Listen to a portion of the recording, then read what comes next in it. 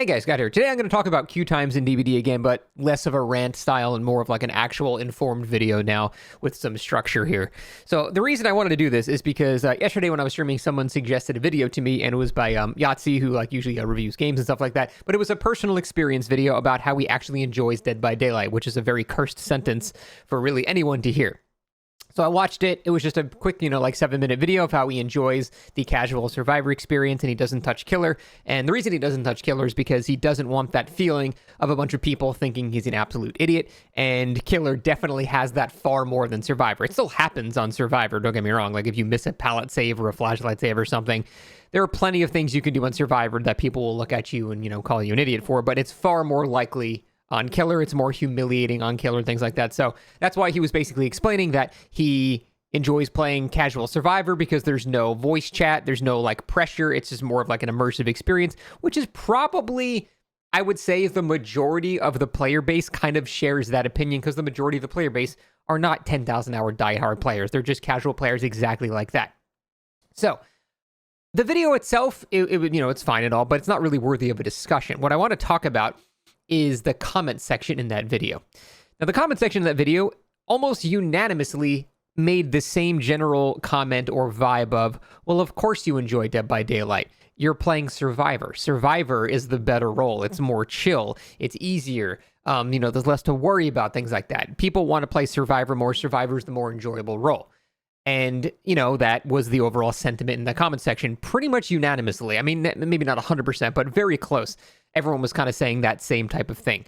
Now, I made a video 2 days ago trying to think about why killer queue times have gotten so bad over the past roughly 6 months. Not even talking about event queue. I'm talking about 6 months in general. So my theory was play while you wait is really the only variable I could think of. So that must be involved in some way.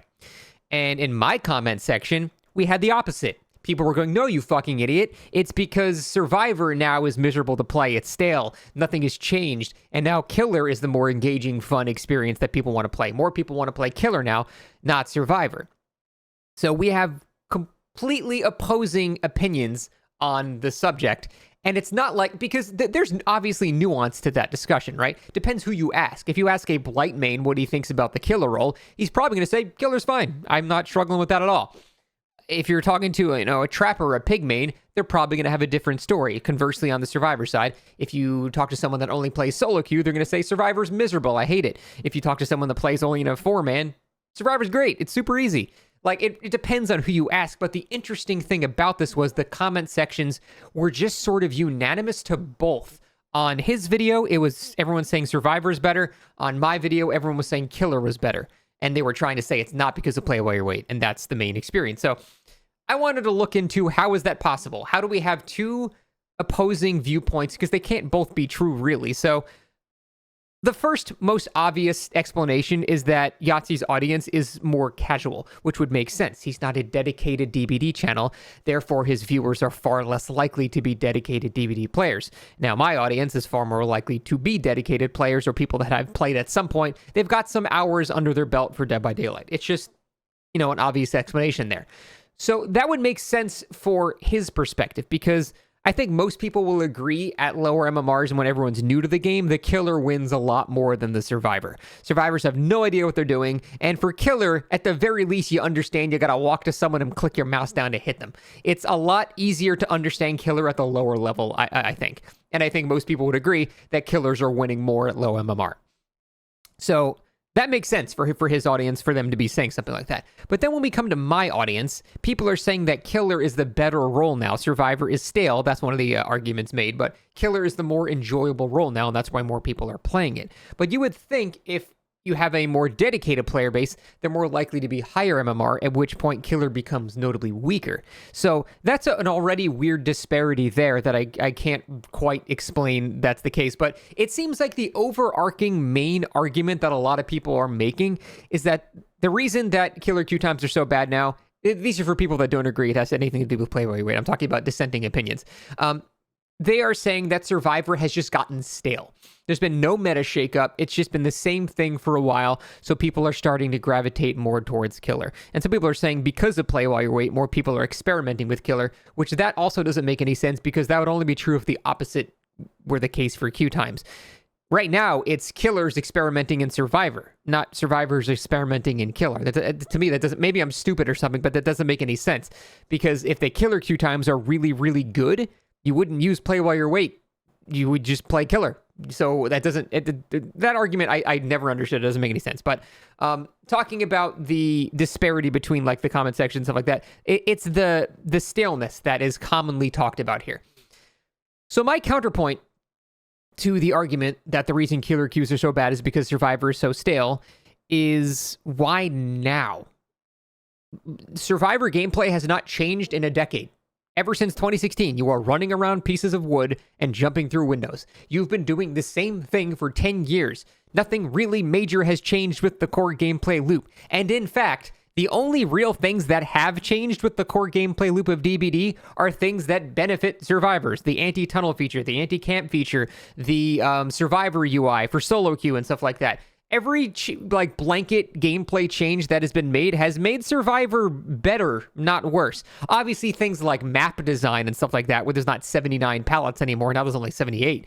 And, you know, stuff like that. Obviously, maps were stronger for Survivor back then and things like that. But that doesn't necessarily make it deeper or more complex or anything like that.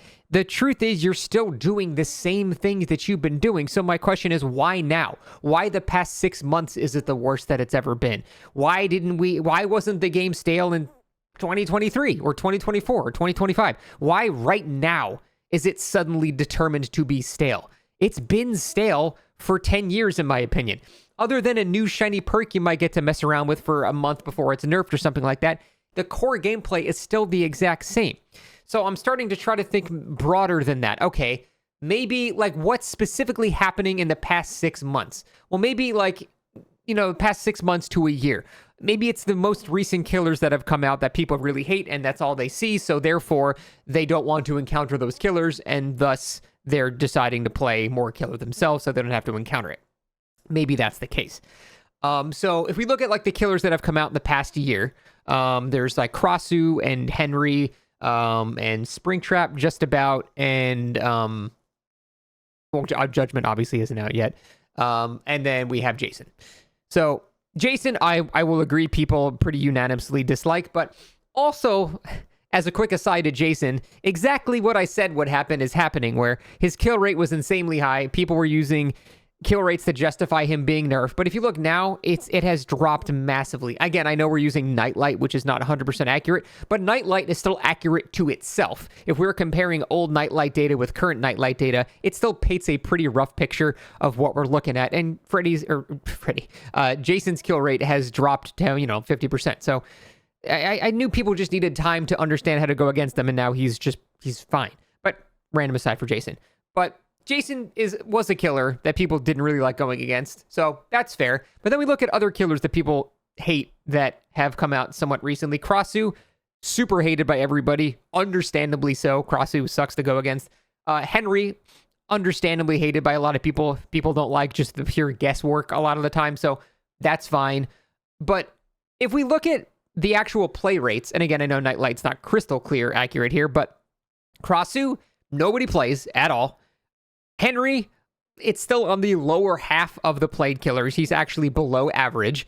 And Jason is pretty commonly seen, to be fair. But that's basically it. So I don't think that's enough of an argument that all of the recent killers are so prevalent in every single game that people can't stand going against them anymore. So that's why they want to decide to just start playing killer themselves so they don't have to encounter it. I don't think that's a compelling enough argument based on the fact that half of the recent killers no one even really plays, or at least they don't play them very much. So it's not like a super common occurrence here. So I don't necessarily buy that either. Now, there was one comment that I read that actually does offer a pretty decent explanation, and it could be something as simple as this. They basically just went over the fact that all of the recent killers, or at the very least, most of the recent killers, have just been killer-only chapters entirely. And they've also been killer-only chapters that would bring in a sizable portion of a new player base. So if we have a combination of new killers that are only new killers and there's no new survivors, and it brings new players, it might bring new killer-only players. And honestly, that is simple enough of an explanation to be completely plausible. So I wanted to bring attention to this comment here because I do think there is a chance it is something actually just that simple. and I've just been massively overthinking this entirely. I don't understand what is different now compared to before, because the only real changes to the core gameplay loop Survivor has gotten have been improvements. So I don't know. I don't get it. I still want to see more discussion about this. People were very offended when I suggested it was play while you wait. I don't know. But hopefully I've tackled the core counter arguments people have been making there. And maybe in the comment section, I'm not going to make another video about this. We're going a little too hard on this. But hopefully in the comment section, we can have more conversations about this particular topic, because I don't really buy any other explanation other than play while you wait being the only variable as to why it's gotten so much worse. So hopefully my points made sense. If they didn't, let me know. But that's it. Thanks for watching. We'll see you next time.